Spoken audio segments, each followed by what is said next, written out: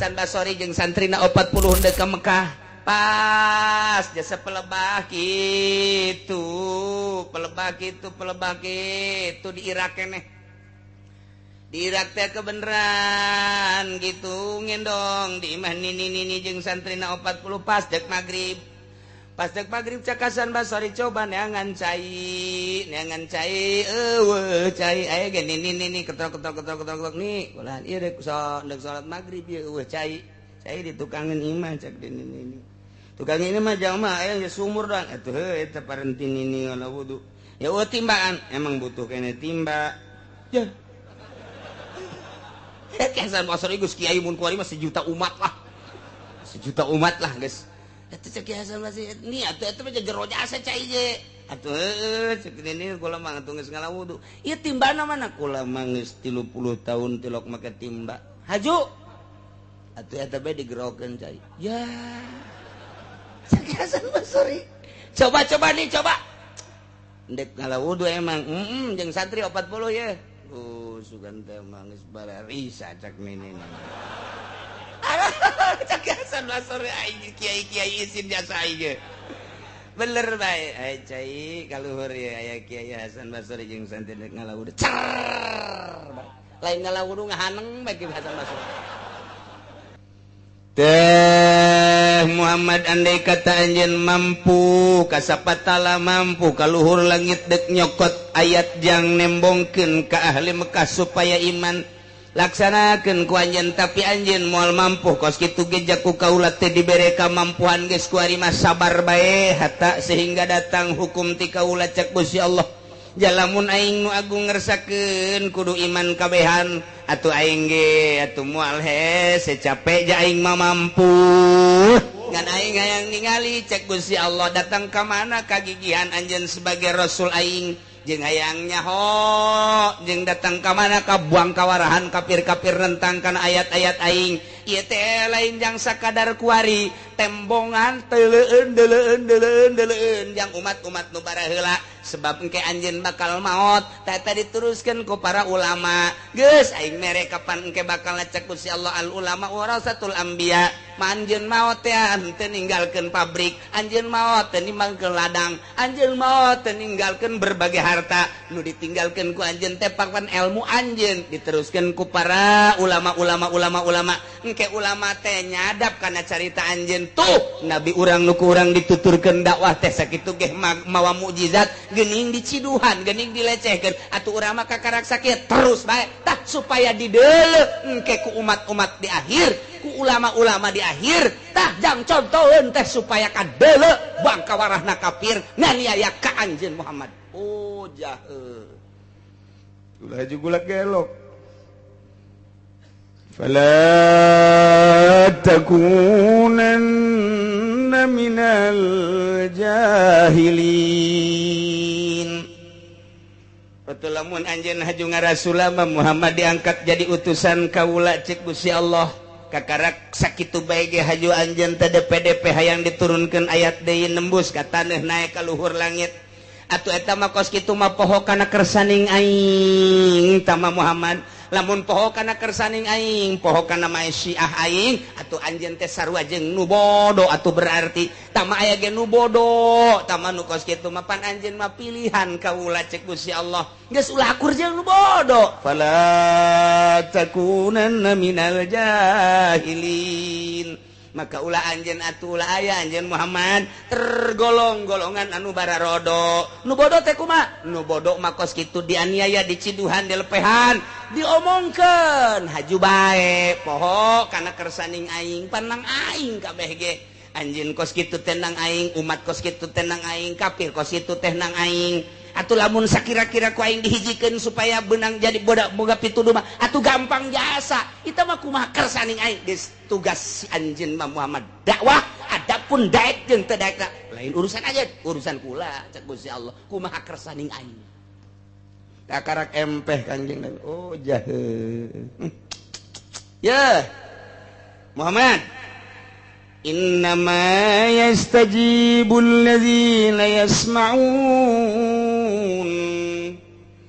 aya lian jelema-jelema anu nyumbadanan ke pangundang anjeun anu ngaijabah kana pangundang anjeun ka ajakan anjeun jelema anu nuturkeun ka ajakan anjeun mah jelema anu manut ka ajakan anjeun mah eueuh deui iwati alladzina yasmauna jelema anu ngadarengekeun ka omongan anjeun ngadenge teh lain sakadar ngadenge tapi simata pahumin watibarin ngadenge nu bener-bener sampaikan ka detail paham jeung dijadikeun itibar di mana-mana anjeun dakwah kemudian ngadenge nuturkeun ka anjeun engke ge aya tata nu kitu jelas nu bakal nuturkeun ka anjeun nu bakal siap dakwah jeung anjeun nu bakal siap ngabantu anjeun nu kena dakwah anjeun jelema nu ngadenge ka anjeun datang ka kuari kitu bae kiai dakwah teh anu ngamusuhan loba nu ngadenge aya jelema anu manut loba anu buang kawara geus di satukangeun nyana atuh loba nu mata kula kudu nyeri hate sapangkat Kangjeng Nabi bae ge teu milu kabeh ka Kangjeng Nabi atuh komo urang geus sakieu ge geus alhamdulillah nu mantak pangistimewa kiai teh nu bersyukur syukurna kiai mah kieu cek Tuan Syekh Abdul Qadir ketika manehanana ngaji alhamdulillah Gusti abdi mah syukur hiji dibere bisa ku Gusti kadua dibere didarengekeun katilu ieu nu paling anugerah mah antara kula jeung nu ngadengekeun teh sarua pada dibere taufik jeung hidayah tah syukurna kiai teh kos kitu tah ketika dak bae anu ngomongkeun kudu syukur cek Tuan Syekh Abdul Qadir mun aya kiai haju diaromongkeun ku jawara diomongkeun ku lurah diomongkeun ku camat diomongkeun ku pangsa kiai-kiai diomongkeun alhamdulillah syukuran alhamdulillahirabbil alamin sebab naon loba dosa di awak nu moal beak lamun lain diomongkeun batur aya dosa-dosa nu kuduna beakna diomongkeun ku batur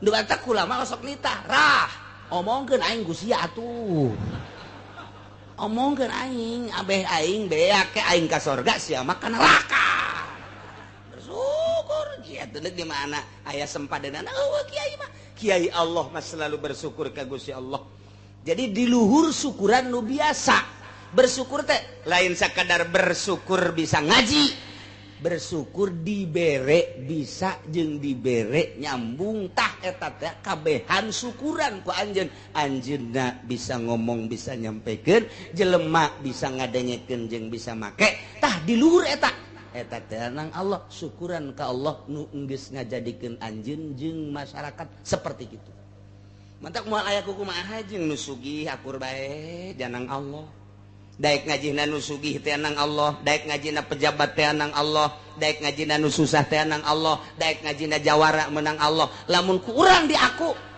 balik deui asa urang aku beta nang aing ta nyana ngaji teh ta teh ngadengekeun aing kaharti asana aing asana engke ge saminggu 2 minggu 3 minggu geus mah asal di aku baca Tuan Syekh Abdul Qadir asal di aku nang urang teu darekeun ngaji tapi lain nang aing nang Allah aing nage bisa ngomong jeung bisa ilmu teh nang Allah geus aing mah sakadar alat Allah aing dijadikeun alat Allah satungtung ku Allah dijadikeun alat Allah tah jelema teh ku alat Allah eta teh daraekeun geus aing bersyukur ka Gusti Allah lain nyukuran sorangan nyukuran itu nage terus jadi syukuranna kakabehan geus alhamdulillah mata akur bae ge jeung sabaraha jeung saha-saha ge datang jelema ngora keneh lalaki alhamdulillah tanya datang aki-aki tanya datang nini tanya datang gadis atuh nini bae ditanya tuh kumaha gadis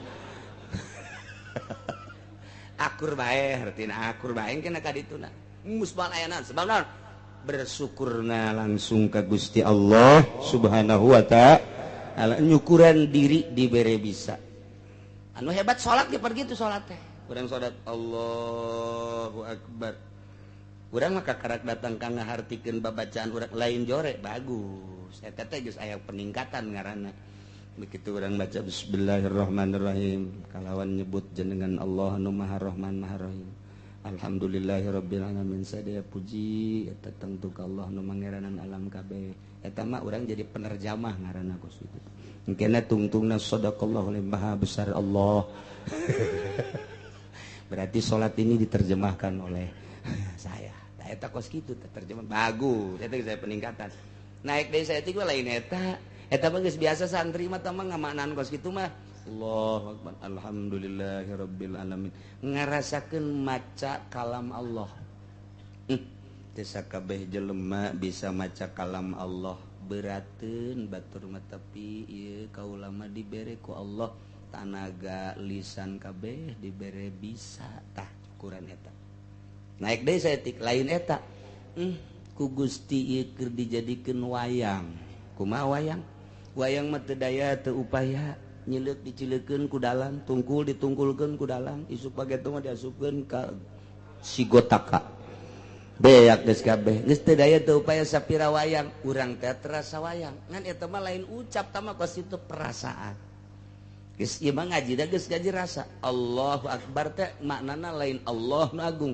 Tapi geus hese ka maknaana tah mah geus terbiasa tah mah ngaji sapina. Geus Allahu akbar teh nu kabayang Allah nu keur ngagerakeun urang. Sungut urang maca Allah, leungeun urang takbir, awak urang ieu nangtung. Tak eta teh geus lain kudu dikitu-kitu. Ngan eta mah terjemahanana bakating ku deukeut jasa jeung Allah. Allahu akbar. Geus leungit Allah nu Maha Agung mah. Lantaran geus aya dihareup. Urang teh lamun nyuratan ka Kabogoh ku ari teh. Engkau adalah kekasihku tercantik di dunia. Tidak tahan aku ketika aku memandang wajahmu. Terik matahari yang panas menjengat ketika aku melihat wajahmu teduh rasanya. Eta pohara jasa, tete pohara jasa. Pohara jasa. Berjuta bintang di langit satu yang bercahaya. Masya Allah. Wassalam Jeki. Dibaca ku itu ngaleket teh eta bisa teh asa jauh jeung nyana jauh teh jeung bebene urang bisa kos kitu ketika urang hareup-hareupan jeung bebene wajahmu ditolol atuh geus lain ulah-ulah geus wajahmu geus deukeut mah toel geus ulah wajahmu kuari mah geus bae langsung toel urang lagi peureum ge ditoel terus geus lain wayah ngomong lamun jauh urang ngomong lamun deukeut ba atuh geus sulit aku berbicara di hadapanmu.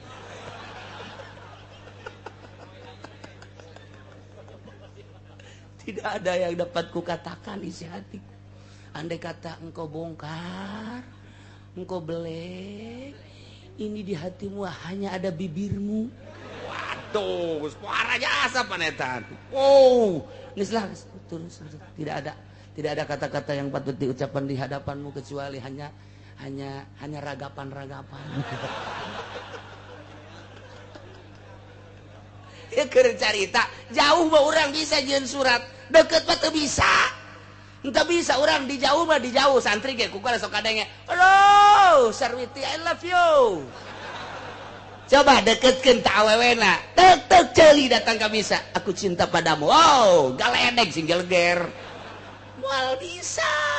Tanya ke Allah, nu jauh bisa. Alhamdulillahirabbil alamin. Terjemahkeun ku hate. Terus Ar-Rahman Ar-Rahim Maliki Yaumiddin terjemahkeun ku hate jauh jeung Allah. Masih jauh. Amun deukeut mah sia naonan cek Allah. Atuh aing aya di diri sia sih. Sia make jeung alhamdulillahan. Allahu akbar atuh geus nyaho aing akbar ku sia kunaon disebut.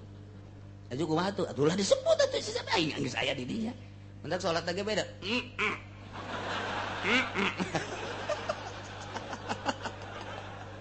Atuh langsung kos kitu mikung ngaranna. Mantak tetep syariat dan syariat ngan geus liwat ti syariat alamna kuali geus alam thariqah.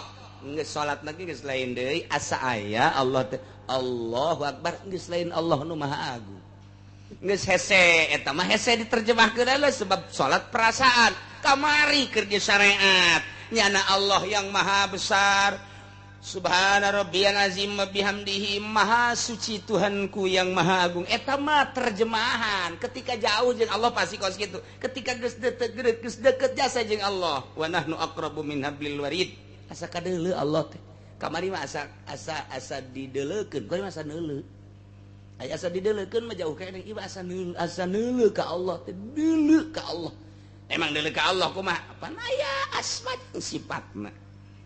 ayeuna lezat mangke urang edan moal kuat Kangjeng Nabi Musa ge neuk neuleuh Gusti Allah di Gunung Tursina eta teh lain edan-edan teh sakar ngaranna sakar teh fana ngaranna poho tina dunia inget ngan ka Allah doang fana ngaranna tah kuari ge kuari urang tah lamun luhur pangkat kos kitu bae ketika salat teh Allahu akbar geus hese jaritakeunana terus babacaan teh asa ditungtun ku Allah asa Allah bae ieu mah keur carita deuketna ka Gusti Allah.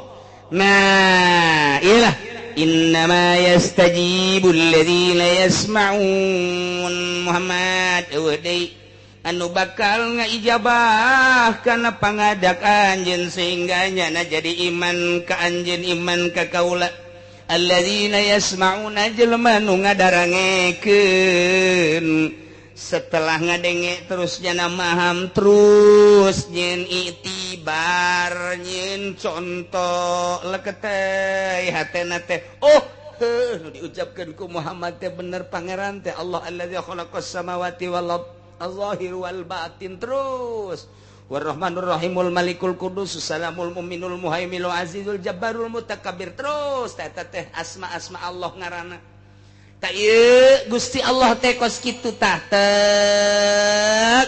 bener Muhammad teh diutus ku Gusti Allah jadi Rasul Allah lantaran dibere mukjizat bentukna Al-Qur'an digawe naon belajar henteu sakola henteu masantren henteu guguru henteu ngaguru henteu tapi ternyata bisa lamun lain mukjizat moal bisa nu mantak mukjizat teh sambarangan teu sakabeh jelema bisa maca Al-Qur'anul Karim teu sakabeh jelema dibere mampu maca mukjizat teu sakabeh jelema bisa mampu nerangkeun mukjizat teu sakabeh jelema ngajelaskeun mukjizat bisa lantaran eta mah jelema pilihan Allah. Nah ieu mukjizat teh lamun urang ngadengekeun urayan Al-Qur'an leketeh hate al-mujiz teh hartina ngapeskeun urang jawara geledegan ngadenge urayan Al-Qur'an nanaonan horeng awak aing janu gagah mah Gusti Allah janu hebat mah Gusti Allah nu maha kawasa mah Gusti Allah aing gagah sote di lapangan ku batur di jawara-jawara horeng aing inget kana kagagahan Allah mah atuh aing meureunana ieu mah jadi kerak neraka leketeh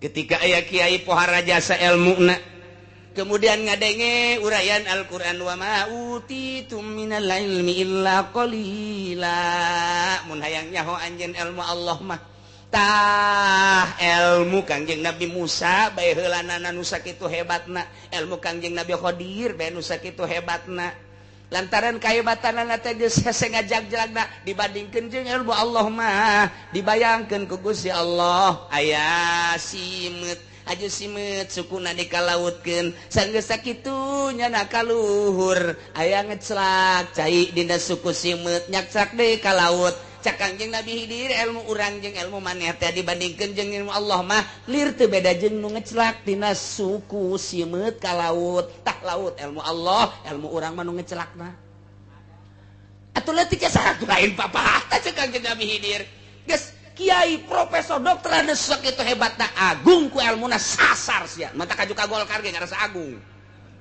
eta lain dibawa tawadu ka Gusti Allah jatuh daya tuh bae ku batur di kiai-kiai Gusti kudu di kiai-kiai ku batur di buya-buya ih banyak di buya-buya teu meujeuhna Gusti abdi mah di abah-abah atuh abah mah dukun beureung ka dituna lemah di hareupeun Allah wa ma utitum minal ilmi illa qalila endek daon di hareupeun Allah nu dibanggakeun endek naon di hareupeun Allah nu disombongkeun gagah tandingan Gusti Allah ilmu tandingan Gusti Allah orang-orang mah abid orang-orang mah makhluk dibere kieu teh nang Allah nang saha eta tanya hok kitu Al-Qur'anul Karim al-mujiz Quran ngapeskeun ka setiap jelema saha bae lamun dek aya urayan Al-Qur'an leketeh ibehat teh Masya Allah eta encan diwirid kakarak diuraykeun geus ngaleketeh wirid ku ari aya awewe nyiduhan ka urang sambat ka nia aya tolol teh budak ceknya na aing teu boga tasbih kao kamarna aing neangan heula ka Cisoka aing Cisoka mah loba ahli hikmat datang ke Kiai Cisoka baca tah qala Yusuf li abihi ya abati inni ra'aitu 11 kawkaban wasyamsa wal qamara ra'aituhum sajid mun siacan sujud di hareupeun aing ulah pajar kaoka wirid ku urang bener waduh mamawa samping masyaallah mana Ipin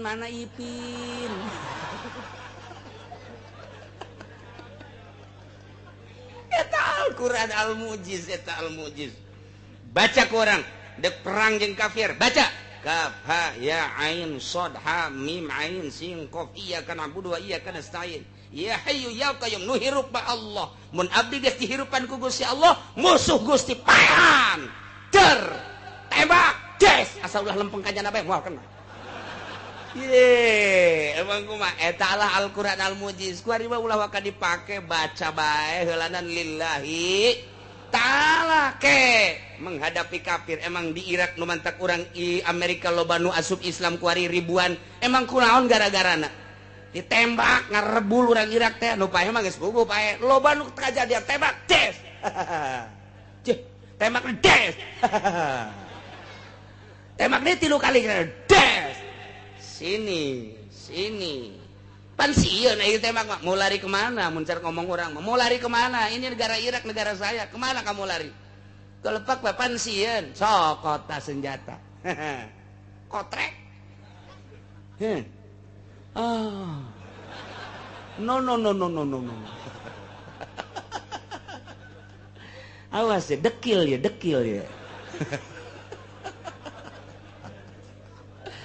Masya Allah tidinya lah mencara kurang ampun syahadat baca syahadat asyhadu an la ilaha illallah tungtun wasan lain saeutik dongeng Irak teh seperti eta kunaon eta dibaca tah kaf ha ya ain shad ha ngan macana kumaha mah dibeja atuh ku aing itu sia ke garelut melulu deui ji atuh Al-Qur'an mendek naon wah pokoknya mantap jasa guys eta Kiai Soleh anu di ditu teh di mana di kitu Madura anu manehanana tapak kemudian dilingker kunaon ku areuy kemudian ku akar geus 20 tahun pan cicing bae di dinya teh bae kapanggih ku anak raja ende muriang nu kudu di kitu ngadahar daun tangkal eta nyokot begitu nyokot dulu ke handap aya jelema eta nah ieu bae dibawa ka ditu dinaon kata disalametkeun poho tak ka daun eta disalametkeun begitu datang ka di urusan pan ku anak raja cager padahal can minum daun nu dimaksud teh horenganan lain daun titah neuleuh dong petunjuk Allah lain sadaun-daunna di handap aya saha atuh geus kasimpulanna mah pan eta teh jadi kawin bae ka dinya tah gara-gara daun pan kawin urang masa gitu datang bae pan embung nyana mah pun tapa bae pun dae ke ada kira jadi kawin mah jadi bae geus kasimpulanna mah nyana ka gunung deui begitu endekna la wudu eueuh cai pan cai ditambai di luhur gunung dai tambah cek urang mah hei cai ka dieu kaula deuk salat naek cai ka luhur teh datang ka kuari pan aya bae di luhur heran di handap naik ka luhur pan urang mah di luhur ka handap ge teu ngocor-ngocor jauh listrik mati luhur otak pakai naon eta make kaf ha ya ain shad ha mim ain sin qaf iyyaka na'budu hei cai tadi ya Allah ya Rabb Masya Allah cai dihandap nurut ka luhur teu kaharti ku ieu tah teu kaharti naon eta isi atuh kabeh makhluk Allah ku Allah geus nurutkeun batu nurut bae tah Hasan Basori jeung santrina 40 henteu ka Mekah pas jasa pelebah kitu di Irak keneh di Irak teh kebeneran gitu ngendong di imah nini jeung santrina 40 pas dek magrib cak Hasan Basori coba neangan cai eueuh cai aya ge nini ketok nih ulah ieu rek salat magrib ieu eueuh cai di tukangan imah cak di nini tukang ini mah jamaah aya geus sumur doang atuh heuh eta parenti nini ngana wudu ya eueuh timbaan emang butuh kene timba ya Hasan Basori geus kiai mun kuari mah 1 juta umat lah sejuta umat lah guys. Itu cek Hasan Basri ini atuh mah jero jasa cai ge atuh cek ini kula mah atuh geus ngalawudu ieu timbana mana kula mah geus 30 tahun tilok make timba haju atuh eta bae digerokeun cai ya cek Hasan Basri coba nih coba ndek ngalawudu emang jeung santri 40 ya sugan teh mah geus bararisa cek nini cek Hasan Basri aing kiai izin jasa aing bener bae ai cai kaluhur ya aya Kiai Hasan Basri jeung santri ngalawudu cer lain ngalawudu ngahaneng bae Hasan Basri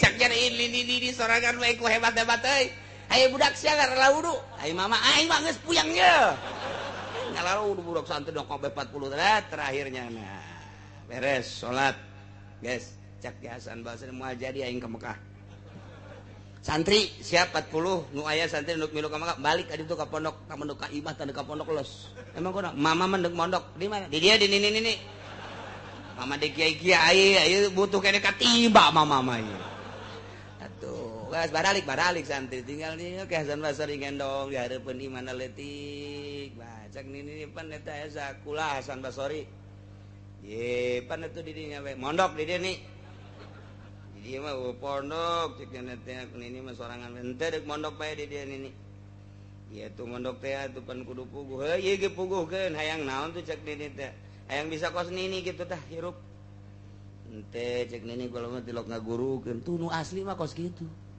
lain dipajang toriko siapa yang mau masuk toriko diharap ke sini pakai mahar seret habek ya kos kitu toriko sih sakumaha surat undangan disebar ke toriko mah bagian batin ngomong ge lamun lain keur nyurahkeun mah wah kecuali penerangan ulah ngabejakeun kula norekat batal eta kos kitu Masya Allah geus bagian batin atuh dek dileungitkeun ria ujub takabur ku hari sombong aing ye toriko Usmaniyah Haji Usman meureun sia mah Ghazaliyah Haji Ghazali meureun ulah we cek nini jatuh ngagurukeun ieu mah jang sorangan ente nilai ieu mah poeana bae ente lah cek nini teh kula izin ka Allah cek nya teh moal ka ngagurukeun kula ge nyaho teh ente ni kula mah kajian kuku moal balik nek mondok bae di dieu teh naon teh dek mondok di dieu mah ngan ulah mawa bekal ulah mawa baju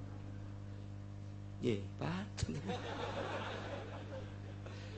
ayo mau bakal kene jeung mau baju mah teu lain dek mondok dek rekreasi bawa balik ka ditu bekal kabeh itu eta dahar pan Allah masugih minta bae ka Allah tawakkal tu ala Allah si eta sok dibabaca cek Hasan Basri ku aing tawakal tu horeng aing mah tawakal na lain tawakal tu ala Allah tawakal tu ala sangu horengan dek picun kabeh punyana bekal kabeh picen ku hayang guguru Nges batu dinya. Jadi kumaha? Teu kumaha ka Allah bae cek nini.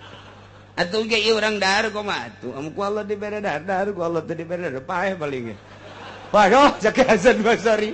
Wah ieu mah gugur tah, guguru tarekat teh kos kitu. Lain aju tujuan tarekat sugan kabeli Avanza, blow on jasa. Ieu tarekat-tarekat nu kuari mah teh kula terus bae ge ngomong tarekat sasar, sia sasar.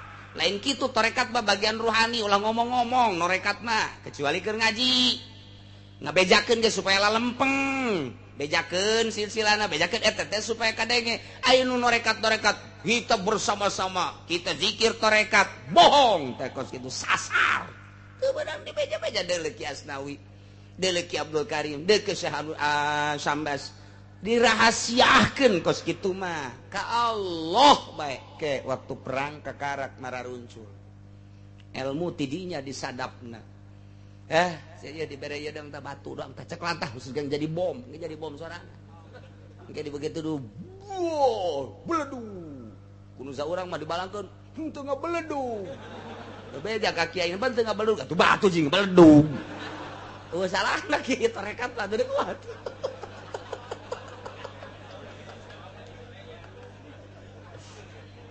langsung ke guru Ki Hasan Basri dia nini maca sholawat etalah dalail yang pe Jumat pe Sabtu Minggu ya Senin kabeh bacanya di samping eta baca nu sejen-sejen bebas dibaca eta Sahibud Dalail teh Abu Hasan Asy-Syadzili baheulana ikir carita kamaziahan nini maca dalail geus beres dibaca dilempengkeun deui ku nini niatna nu bener cek nini lain kitu waliullah waliatullah nini itu ulah sok hayang sorga-sorga aca nini mah jang ngadoana teh lamun aya harta jang kafir bae mun aya dibere sorga jang mukminin bae ai ninina ka mana ka nu nyieunna bae ka Allah gitu tah kitunya cek geus lempeng si Hasan Basori langsung tet bisa nepi lah usul ilallah dites kunyana dites tah cai nu di sumur teh cai coba kaluhur cer jahe aja ngomong cai kula dipanggil ke anjeun deuk naon cici biasa nyoba doang ulah sok dicoba-coba kula pan makhluk Allah yang kepentingan ibadah mun deuk wudu deuk junub deuk aya nginum dahaga kakara kayu resep coba-coba kula nyaho teteh kecobaan kos gitu teh takabur bebe jadi balik deh kayak mana cak nini teh aya cai bebe jaka dia aya murid nini takabur sia emang kunaon gajawan ada cak Hasan Basori ai gajawan jasa yes saya mah lempengan geura balik ka ditu cak nini geus balik geus usulillah geus jadi wali jadi mujahadah zuhud qanaah geus aya di dinya berangkat eta pas sungai Tigris balik ke Hasan Basori aya jelema ragag di jembatan pohonya na iya fulan hei ki anu eureun di luhur ka luhur teh ka handap eureun eta ge jalan refleks tama refleks jadi henteu takabur tama refleks kekarak ye jelema di ditu di ka luhur teh ka handap nu da cek Hasan Basori di ka manakeun ieu jelema ieu ayunya nanya, pulang, sangaran, hayang kalut, hayang kalur, atuh kalur, tek dikieun dong, make curug turun ka kalur naik. Iyalah ilmu Allah teh bos kitu. Eta urang carita di Baghdad Bandung kamari di ziarahan teh jelema-jelema kos kari itu termasuk Ki Hasan Basori nu urang sok dihadiahan di silsilahna aya nini encan Rubayatul Adawiyah ulah kudu itu atuh ulama di urang bae mun dicaritakeun pohara jasa asal ulah asup Golkar. Ya Allah, ya Rabbi, jauh asup Golkar mah, jauh.